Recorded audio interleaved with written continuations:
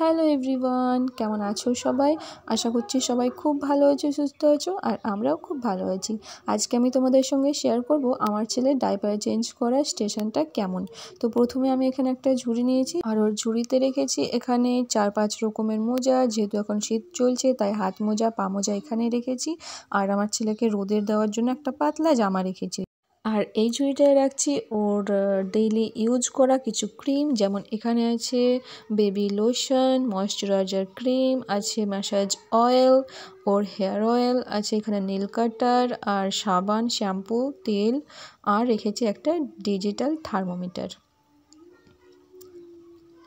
আরেকটা ঝুড়িতে রাখছি ওর প্রয়োজনীয় কিছু ওষুধ। এই ওষুধগুলো আমরা ওর যখন দরকার পড়ে তখনই দিই, আর এগুলো ডক্টরই ওকে লিখে দিয়েছে।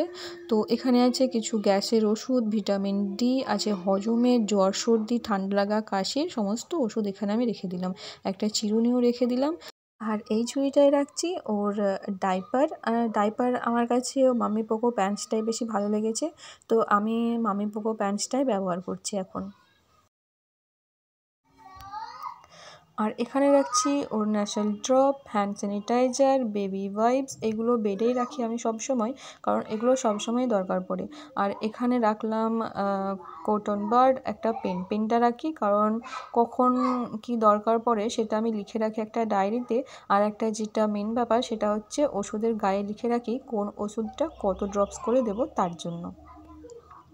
আর এখানে রাখছি ওর কিছু জামা কাপড় যেগুলো ও রোজ পরে।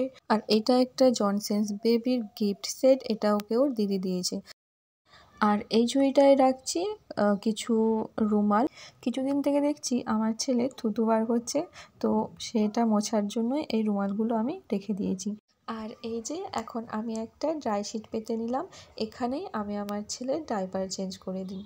তো ব্যাস, আজকের মতো এতটুকুই। আমার ভিডিওটি যদি তোমাদের ভালো লেগে থাকে তো একটি লাইক করে দিও। চলো, টাটা।